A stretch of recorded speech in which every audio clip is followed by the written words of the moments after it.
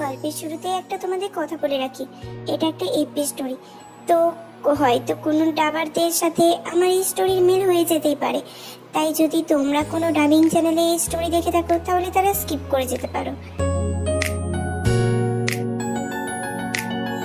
নিজের রাগ কন্ট্রোল করার জন্য তের ঠোঁটের উপরে অত্যাচার চালাচ্ছে জাংকুক। তে জাংকুকের কাছ থেকে নিজেকে ছাড়ানোর অবিরাম চেষ্টা করে যাচ্ছে, কিন্তু একটা পুরুষের সাথে কখনোই একটা মেয়ে পেরে উঠবে না, আর সেটাই হলো তের বেলাতেও।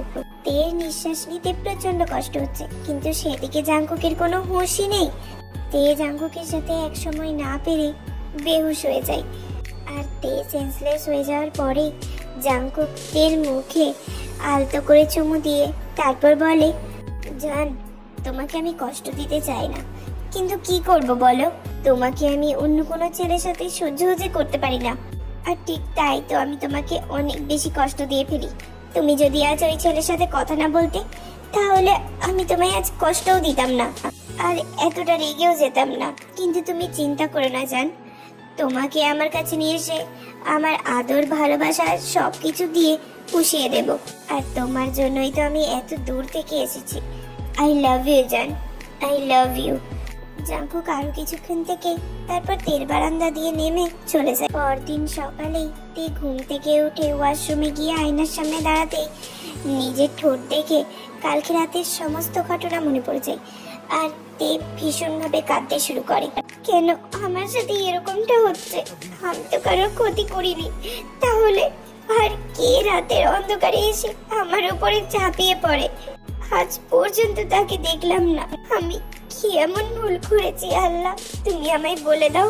আমি যে আর সহ্য করতে পারছি না আমি আর সহ্য করতে। এবার ব্রেকফাস্ট করে কলেজের উদ্দেশ্যে রওনা হয়, আর ভার্সিটিতে এসেই জিমিনের পাশে এসে বসেতে।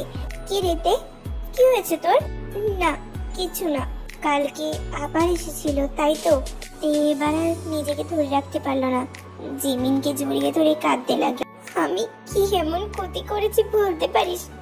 শাস্তি আমাকে এইরকম ভাবে পেতে হচ্ছে। আমি যে আর পারছি না রে, পারছি না। মাঝে মাঝে তো মরে যেতে ইচ্ছে করে। একটা থাপ্পড় দেব যদি আর একবার মরে যাওয়ার কথা বলেছিস তো। কি করব তুই বল? এই নিয়ে 18 বার হলো, প্রতিবার আমি রুমের সব লক চেঞ্জ করে ফেলি। ঘুমানোর আগে প্রতিবার সবকিছু চেক করে পর ঘুমাই। তারপরেও সে কিভাবে আমার রুমে এসে আমার সাথে? আমিও তো ভাবতে পারছি না রে দোস্ত। আমি এখান থেকে কোথাও দূরে চলে যাব, যাতে কেউ আমায় খুঁজে না পায়। তুই কোথাও যাবি না, তুই এখন থেকে আমাদের বাড়িতে থাকবি। আমি না হয় আঙ্কেলকে ফোন করে সবকিছু বলে দেব। এখন ক্লাসে চল, আর কান্না করিস না। এতক্ষণ জাংকুক দূর থেকে তেকে দেখছিল। তেকে ক্লাসে ঢুকে যেতে দেখে জাংকুক একটা দীর্ঘ নিঃশ্বাস ছাড়ে। সরি জান, আমি তোমাকে কষ্ট দিতে চাইনি। খুব তাড়াতাড়ি তোমার সামনে আসবো, আর একটুও তোমায় কষ্ট দেব না। তোমার সব কষ্ট আমি ভালোবাসা দিয়ে পুষিয়ে দেব। তুমি যে নেশা আমার ভালো থাকার নেশা। তোমাকে আমার কাছে আনার আগে তোমার বাবা করা পাপের শাস্তিটা তোমার বাবাকে দিয়ে দিই। এই বলেই জাংকুক একটা বাঁকা হাসি দেয়, তারপর নিজের গাড়িতে উঠে চলে যায়। তে সব কটা ক্লাস করে ওর বেশ মনটা ভালো হয়ে যায়, আর লাফাতে লাফাতে ক্লাস থেকে বেরোয়। চলতে রিক্সা করে বাড়ি যাই। না দোস্ত প্লিজ, আজকের দিনটা হেঁটে হেঁটে বাড়ি যাই, ঝালমুড়ি খেতে খেতে। জিমিন আর না করতে পারে না, তে এতটা বাচ্চাদের মতো করে বলছিল। তে জিমিনদের বাসার সামনে এসে কলিং বেল চাপ দিয়ে লুকিয়ে পড়ে।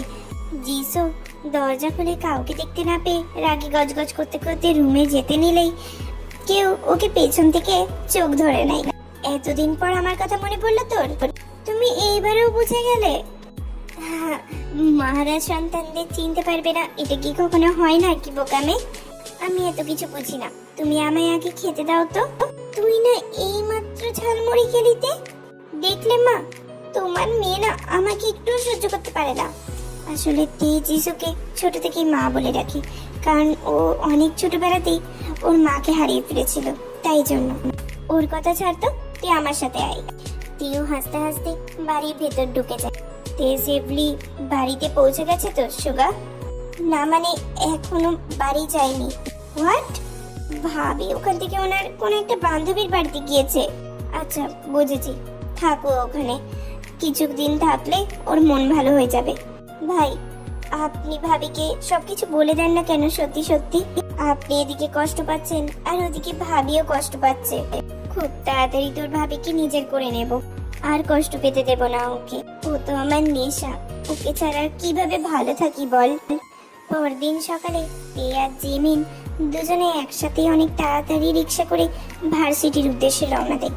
আজ নাকি কে যেন আসবে ভার্সিটিতে, তাই তাড়াতাড়ি ক্লাস শুরু হবে। এদিকে জিমিন তো প্রায় তের মাথায় খেয়ে ফেলছে, আর এদিকে আমাদের তে তো বিরক্ত ভাব নিয়ে একটা বেঞ্চে বসে রয়েছে, কারণ কে নাকি আসবে তার জন্য জিমিন তেকে ফুচকা খেতে যাওয়ার জন্য মানা করে দিয়েছে। এদিকে স্যাররা সবাই ক্লাসে আসে, আর তে তো খাতায় যেন কি সব হাবিজাবি আঁকছে। জিমিন ওকে কয়েকবার ঠেলাও মেরেছে, কিন্তু ওর কোনো ভ্রুক্ষেপ নেই। দেখ না দোস্ত, কি হ্যান্ডসাম ছেলে, আর সব মেয়েরা কিভাবে হাঁ করে তাকিয়ে আছে ওর দিকে। দেখি তো তোর কেরোসিন বয়কে। এই বলে তে মাথা তুলে, আর সামনে যা দেখে তাতে তো তার মুখ হাঁ হয়ে যায়। হ্যাঁ, জাংকুক এসেছে। ব্ল্যাক স্যুট, হোয়াইট শার্ট আর ব্ল্যাক শু, আর চোখে সানগ্লাস পরে এক কথাই হিরোর থেকে কিছু কম লাগছে না জাংকুককে। তে কিছুক্ষণ জাংকুকের দিকে তাকিয়ে থেকে তারপর নিজেকে সামলে নেয়, আর জাংকুক তো তেকে দেখে টেডি স্মাইল দিয়েই যাচ্ছে। কিন্তু জাংকুকের টেডি স্মাইল দেখে তে কিছু না হলেও ক্লাসের বাকি মেয়েগুলোর তো জান যায় যায় অবস্থা। হ্যালো এভরিওয়ান, তোমরা নিশ্চয়ই জিয়ন জাংকুককে চেনো। উনি ফেমাস বিজনেসম্যান জিয়ন জাংকুক। আমরা অনেক রিকোয়েস্ট করার পর উনি তোমাদের ইংরেজি ক্লাসটা নিতে এসেছেন। অবশ্য এর পেছনে ওনার কিছু কারণ ছিল, আর উনি খুব জলদি সিলেবাস কমপ্লিট করে দিতে চান, আর তারপর উনি আবার বিদেশে চলে যাবেন ওনার বিজনেসের পারপাসে। সো আমি আশা করব তোমরা ওনার ক্লাস খুব মন দিয়ে করবে। এই সমস্ত কথা বলে প্রিন্সিপাল স্যার অর্থাৎ মিস্টার জেহোপ ওখান থেকে চলে যায়। তারপর জাংকুক ধীরে ধীরে সবার পরিচয় নিতে থাকে। তেও স্বাভাবিকভাবে নিজের পরিচয় দেয়, আর তারপর জাংকুক নিজের অ্যাটিটিউড বজায় রেখে নিজের কেবিনে চলে যায়। আর জাংকুক রুম থেকে বেরিয়ে যাওয়ার পরেই সবাই তো তার প্রশংসায় পঞ্চমুখ। কেউ কেউ বলছে কি হ্যান্ডসাম ছেলে, কেউ কেউ আবার তো তার প্রেমেই পড়ে গেছে। আবার কয়েকটা মেয়ে তো আছে যারা তো জাংকুকে পরের দিন প্রপোজ করবে বলেও ঠিক করে রেখে দিয়েছে। এই সব কিছু আর সহ্য করতে না পেরে ক্লাসরুম থেকে জিমিনকে নিয়ে বেরিয়ে যায়। তে তুই যাই বলিস না কেন, এই জিয়ন জাংকুক স্যার কিন্তু অনেক জোস দেখতে। রাখ তো তোর জোস, সামনের দিকে তাকা। কেন, সামনে কি আছে? হ্যাঁ, জ্যাকসন ভাইয়া, এবার কি হবে? চল পালা। এরপর তে এক দৌড় দিয়ে একটা সেফ জায়গায় চলে আসে। আচ্ছা তে, তুই জ্যাকসন ভাইয়াকে দেখলে এরকম পালাই পালাই করিস কেন বলতো? ও তো তোকে ভালোবাসে। কিন্তু আমি তো বাসি না। পরের দিন আবার ভার্সিটিতে এসে তে ওর কিছু বন্ধু বান্ধব আর জিমিনকে নিয়ে একটা গাছতলায় বসে আড্ডা দিচ্ছিল। জানিস, আমাদের জাংকুক স্যারকে নাকি আয়ু ভালোবেসে ফেলেছে, আর যে করেই হোক স্যারকেও নিজের করেই ছাড়বে। বড় লোক বাপের বিগড়ে যাওয়া ছেলেটার কথা আর বলিস না তো। এই তোরা থাম তো, তে ওদিকে দেখ, জ্যাকসন ভাইয়া এদিকেই আসছে। আজ আর শেষ রক্ষে হবে না মনে হচ্ছে জিমিন। তে, তোর সাথে আমার কিছু কথা আছে। হ্যাঁ বলুন ভাইয়া। তোকে আমি কতবার বলেছি যে আমাকে ভাইয়া বলে ডাকবি না? আচ্ছা বলুন, কি বলবেন? তে, তুই আমাকে এইভাবে ইগনোর কেন করিস? তুই কেন বুঝতে পারিস না আমি তোকে কতটা ভালোবাসি? দেখুন, আমি আপনাকে আগেও বলেছি, এখনো বলছি, আমি আপনাকে ভালোবাসি না। আর আমার পেছনে এইভাবে পড়ে থাকবেন না তো। অনেক হয়েছে, আজকেই আমি তোকে বিয়ে করেই ছাড়বো। এই বলে জ্যাকসন তেকে হাত ধরে টেনে তারপর মেন গেটের দিকে নিয়ে যেতে লাগে। তে অনেক ছোটাছুটি চেষ্টা করলেও কোনো লাভ হয় না। প্লিজ জ্যাকসন ভাইয়া, আমাকে ছাড়ুন, লাগছে আমার, আমি যাব না আপনার সাথে। কি হচ্ছে এখানে? আসলে সুগা যখনই দেখে তে একটা ছেলের সাথে কথা বলছে তখনই জাংকুককে খবর দিয়ে দেয়। আর সুগা যখন এটা বলে যে ও তেকে প্রপোজ করেছে, তখন তো জাংকুকের চোখ মুখ লাল হয়ে যায় রাগের কারণে। সেই জন্যই তো এত তাড়াতাড়ি ছুটে আসে জাংকুক। স্যার, আমরা পড়ার বিষয় নিয়ে একটা কথা বলছিলাম। তে, ও যা বলছে সেটা কি সত্যি? না স্যার, এই জ্যাকসন ভাইয়া একবার মিথ্যে কথা বলছে। এবার তে জাঙ্কুককে সমস্ত সত্যি কথা বলে দেয়, একদম প্রথম থেকে শেষ অবধি। জাঙ্কুকের তো বাকিটা শুনেও মাথা নষ্ট হয়ে যাওয়ার উপক্রম হয়েছে। আশা মিটিয়ে শুনেছেন, এরপর আমাদের যেতে দিন। ওয়েট। এরপর জাঙ্কুক তেকে জ্যাকসনের কাছ থেকে ছাড়িয়ে নিয়ে এসে নিজের দিকে নিয়ে আসে আর তের কোমর জড়িয়ে ধরে। তারপর নিজে জোর গলায় বলতে শুরু করে, এখানে তো দেখছি ভার্সিটির প্রায় বেশিরভাগ সবাই উপস্থিত আছো, তাই আমি একটা কথা বলে রাখতে চাই। তে আমার হবু বউ, ওর আশেপাশে যদি আমি কাউকে দেখেছি তো আমার থেকে খারাপ আর কেউ হবে না। আশা করি আমার কথাটা সবাই মনে রাখবে। এবার জাঙ্কুক তের দিকে তাকিয়ে একটা টেডি স্মাইল দিয়ে নিজের কেবিনে চলে যায়। ভার্সিটির বাকি মেয়েদের মতো জ্যাকসনও মুখ কালো করে ওখান থেকে রেগে চলে যায়। তে স্যার এসব কি বলে গেল? জিমিন, এই সেই তো, তুই কার কথা বলছিস তে, যে আমার রুমে 18 বার ঢুকে 18 বার কিস করেছে? হোয়াট? কিন্তু তুই বুঝলি কি করে? তুই তো ওকে দেখিসনি আগে কখনো। আমি তাকে দেখিনি, তবে আমি তার গায়ের গন্ধ খুব ভালো করে চিনি। জাঙ্কুক যখন আমায় এইমাত্র জড়িয়ে ধরলো তখন আমি ঠিক ওই স্মেলই পেয়েছিলাম, যা আমি এর আগে 18 বার পেয়েছি। আর এর মধ্যে কোনো ভুল নেই, আমি 100% শিওর এই সেই ব্যক্তি যে আমার উপর অত্যাচার করেছে। এরপর তো তে ক্লাস করবে না বলে প্রায় জিদি ধরেছিল, কিন্তু জিমিন তেকে অনেক বুঝিয়ে সুঝিয়ে ক্লাসে নিয়ে যায়। ক্লাসে গিয়ে শুরু হয় আরেক ঝামেলা। সবাই একটার থেকে তেকে ছেঁকে ধরে, কবে বিয়ে হচ্ছে, কিভাবে বিয়ে হচ্ছে, প্রেম করে নাকি ভালোবেসে নাকি অ্যারেঞ্জ ম্যারেজ, এই সমস্ত। তের তো কান ঝালাফালা হয়ে যাওয়ার মতো অবস্থা হয়েছে। ঠিক এমন সময় জাঙ্কুক ক্লাস নিতে আসে। জাঙ্কুকের ক্লাস নেওয়া হয়ে গেলে তেকে তার কেবিনে ডাকে। তে, আমার সাথে একবার কেবিনে এসো তো। কেন স্যার?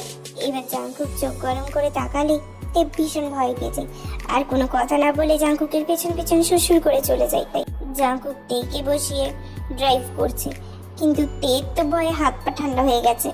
ইয়া আল্লাহ, এই টেবিল আমায় কই নিয়ে যাচ্ছে? আমি তো তার কোনো ক্ষতি করিনি, তাহলে উনি আমার সাথে এমন কেন করছেন? আমাকে একে পেয়ে আবার আমার উপর ঝাঁপিয়ে পড়বেন না তো? তাহলে আমি নিজেকে বাঁচাবো কি করে? কেন যে আমি এনার সাথে এলাম, এখন না জানি আমার উপর কি অত্যাচার করে। এবার জাঙ্কুক জোরে গাড়ি ব্রেক করায়, তের ভাবনার ইতি ঘটে। তে দেখে একটা বিশাল অট্টালিকার সামনে তে দাঁড়িয়ে আছে। গাড়ি থেকে নেমেই জাঙ্কুক থেকে কোলে তুলে নেয়। তে চমকে গিয়ে নামার অনেক চেষ্টা করে, কিন্তু কোনোভাবেই সফল হয় না। স্যার, কি করছেন কি? নামান কোল থেকে। কেন জান, ভালো লাগছে না? স্যার, আপনার মাথা ঠিক আছে? আমাকে জান কেন বলছেন? আর একটাও কথা বলবে না, না হলে কিন্তু আমি ফেলে দেব। এই ভয়ে আর কোনো কথা বলে না। অন্যদিকে জিমিন গাছতলাতে তের জন্য অপেক্ষা করছে। ঠিক এমন সময় সুগা এসে জিমিনকে বলে, এই যে ম্যাডাম, আপনাকে বাড়ি পৌঁছে দিই। কে আপনি? আর আপনার সাথে আমি কেন যাব? আমাকে জাঙ্কুক ভাই, মানে আপনার স্যার, আমাকে বলেছে যে আপনাকে যেন আমি সসম্মানে বাড়ি পৌঁছে দিই। আপনি জানেন তেকে জাঙ্কুক স্যার কোথায় নিয়ে গেছে? না, তা জানি না, তবে ভাই ভাবিকে ঠিক সময় বাড়ি পৌঁছে দিয়ে আসবে। আপনি এত চিন্তা করবেন না, আপনি আমার সাথে চলুন, আমি আপনাকে বাড়ি পৌঁছে দিয়ে আসছি। এরপর সুগা জিমিনকে তার বাড়ি পৌঁছে দিয়ে আসে। জাঙ্কুক তেকে এবার একটা রুমের মধ্যে নিয়ে আসে, যে রুমে তে তো দেখেই অবাক হয়ে গেছে।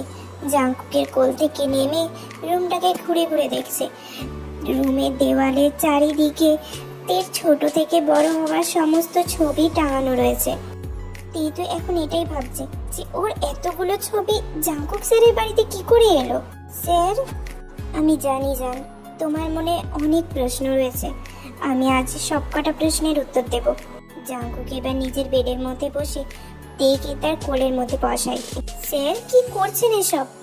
কিছু না, তুমি শুধু শান্ত হয়ে বসো, আর আমি যতক্ষণ না বলছি এক পাও নড়বে না, না হলে কিন্তু খবর আছে বলে দিলাম।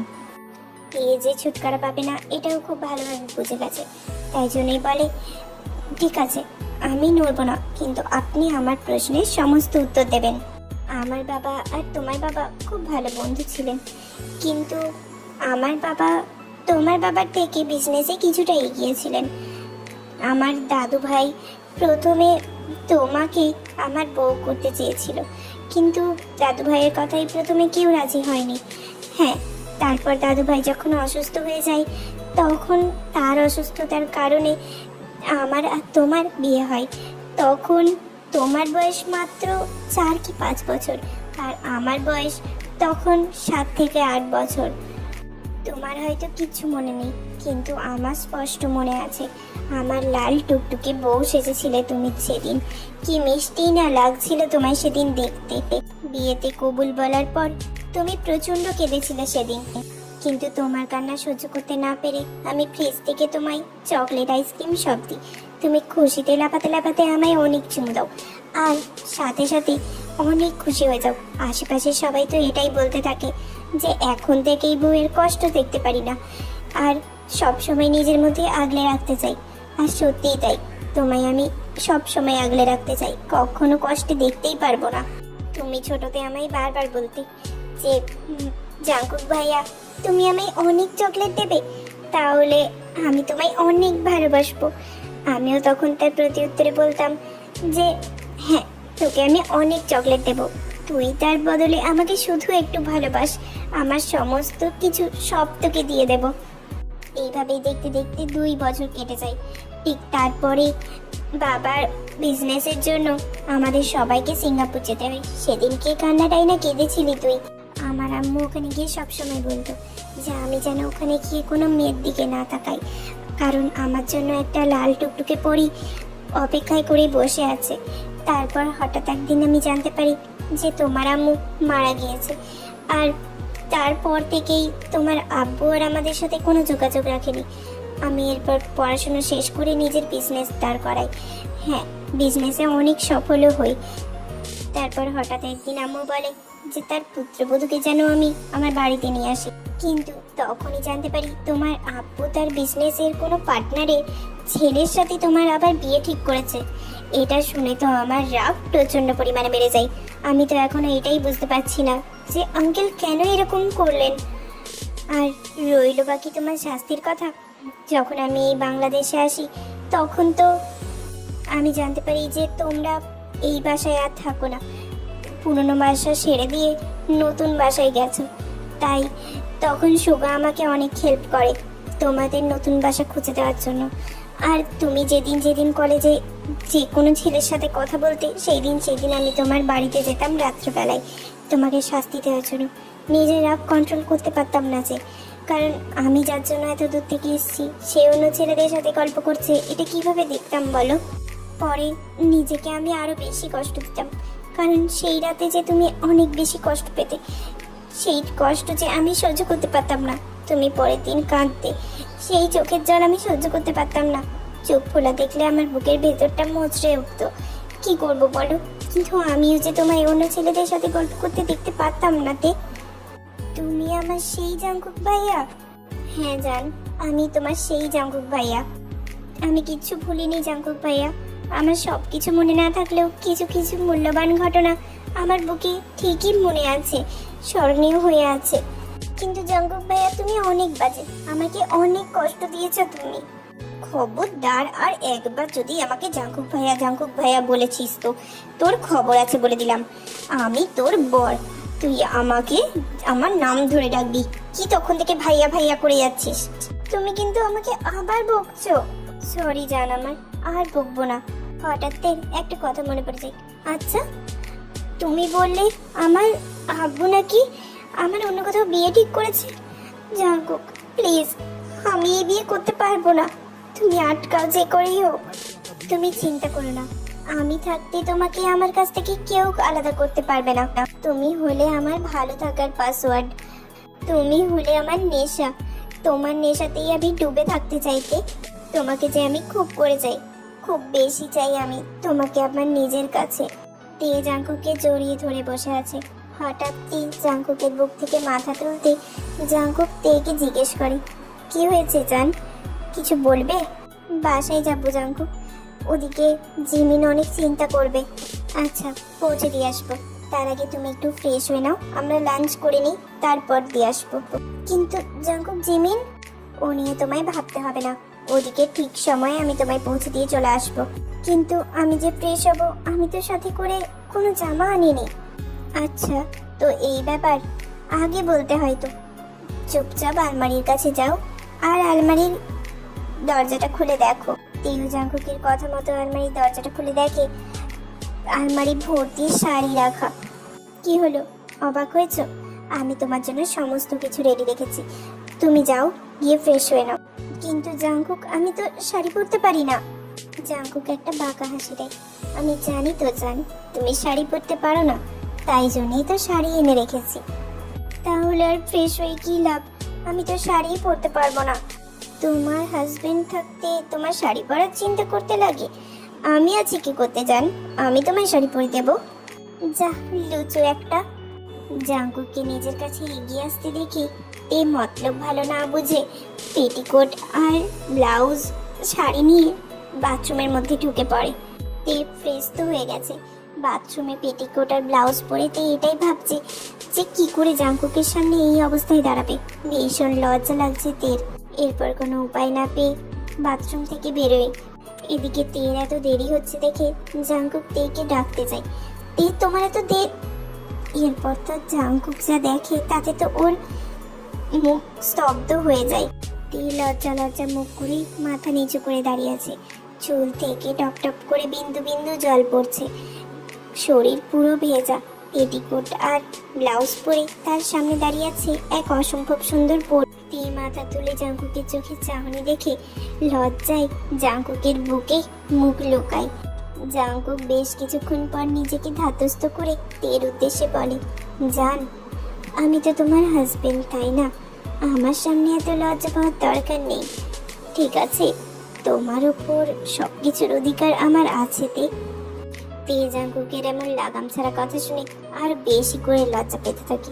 মুখ তো লজ্জায় লাল টমেটো হয়ে গেছে। এবার জাঙ্কুক তেরকে শাড়ি পরিয়ে দিতে লাগে। যখন জাঙ্কুক তের কুচি পরাবে ঠিক তার আগে তে চোখ খুলে জাঙ্কুকের হাত ধরে ফেলে।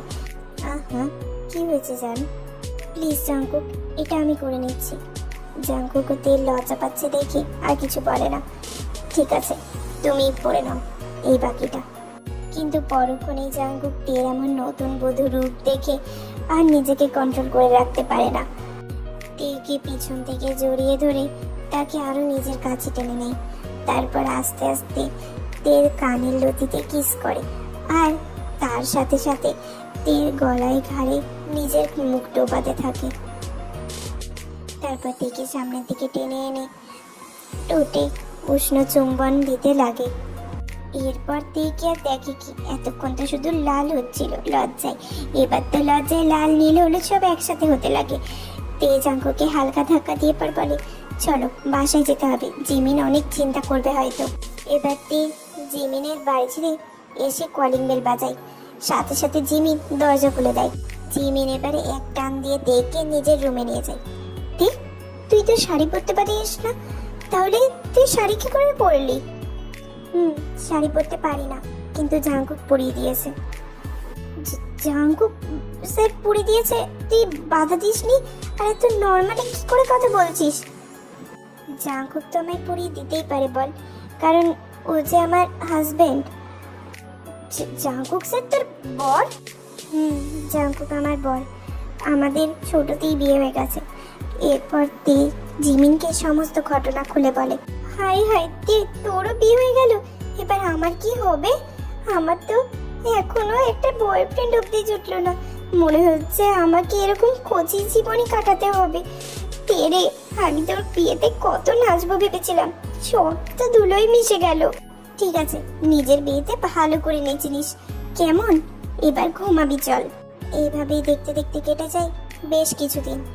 তাই 10 দিনের পর জাঙ্কুক আর তে একটা নদীর পাড়ে বসেছিল। তে বাড়ি ফেরার জন্য বায়না ধরতে জাঙ্কুক তেকে জিমিনের বাড়িতে নামিয়ে দেয়। ঠিক নামার আগের মুহূর্তে তেকে যা বলে তাতে তো তের দুনিয়া থমকে যায়।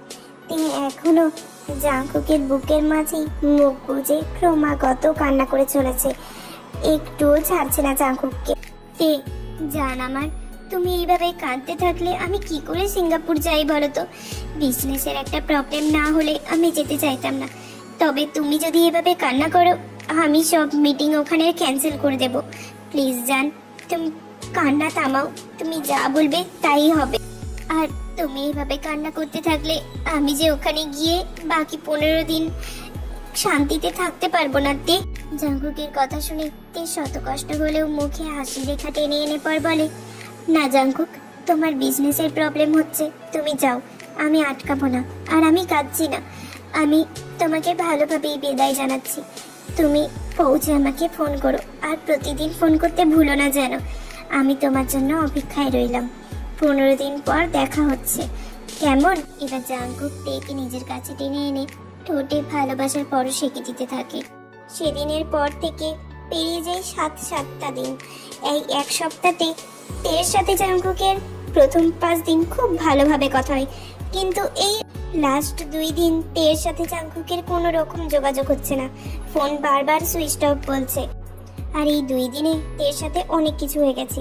তের আব্বু হঠাৎ জিমিনদের বাড়িতে এসে তের সাথে জোর করে তের আবার বিয়ে দিয়েছে। বর্তমানে এই মুহূর্তে তে বসে আছে তের বাসর ঘরে, যেখানে তের স্বামী হিসেবে জাঙ্কুকের থাকার কথা ছিল, সেখানে নাকি থাকবে অন্য একজন। তের তো কাঁদতে কাঁদতে চোখ মুখ ফুলে গেছে। কবুল বলার সাথে সাথেই তের জ্ঞান হারিয়েছিল। কিছুক্ষণের পর জ্ঞান আসে তের। এখন বাসর ঘরে সেই কান্নাই ভাসাচ্ছে।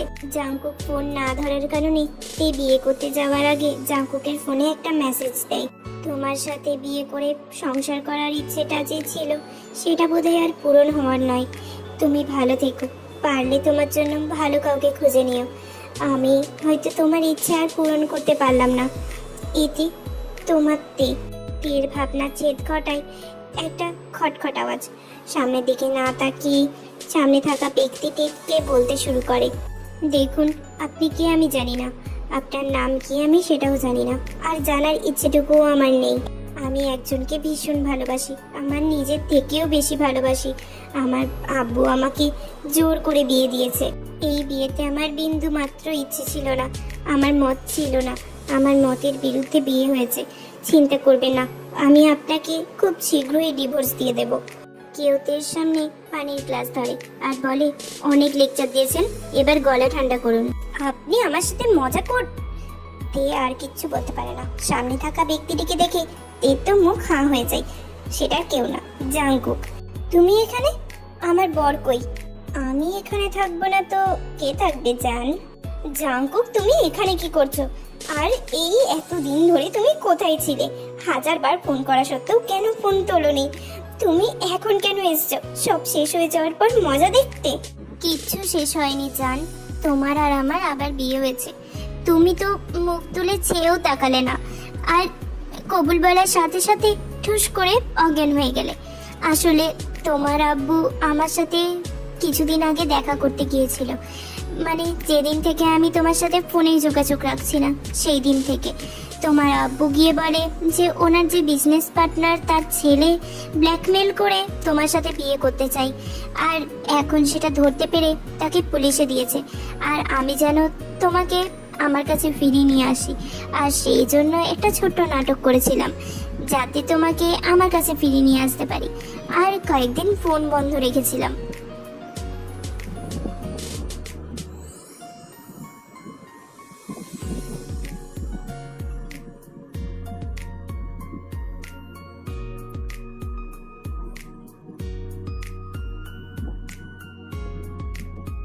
তো এই সমস্ত কিছু শুনে রাগে চেহারা লাল হয়ে গেছে।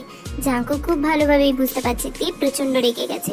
তে রেগে গিয়ে ঘরে থাকা সমস্ত জিনিসপত্র জাঙ্কুকের ওপর ছুঁড়ে ফেলতে লাগে, আর জাঙ্কুক তেকে শান্ত করার জন্য এদিক ওদিক দৌড়াতে থাকে। তুই সারপ্রাইজ দিতে চেয়েছিলি আমাকে, আর একটু হলেই কষ্টে আমি মরে যেতাম। তুই থাকতি তোর সারপ্রাইজ নিয়ে, আর তুই একটু আমায় ভালোবাসিস না তাই না? ভালোবাসলে এই 2 দিন আমাকে কষ্ট দিতি না। আর তুই নিশ্চয়ই ভেবেছিস গাড়িতে উঠে বাসর রাত করবি নিজের বাড়িতে গিয়ে, আর রোম্যান্স করবি তাই না? রোম্যান্সের 14 গোষ্ঠী কিলাই আমি।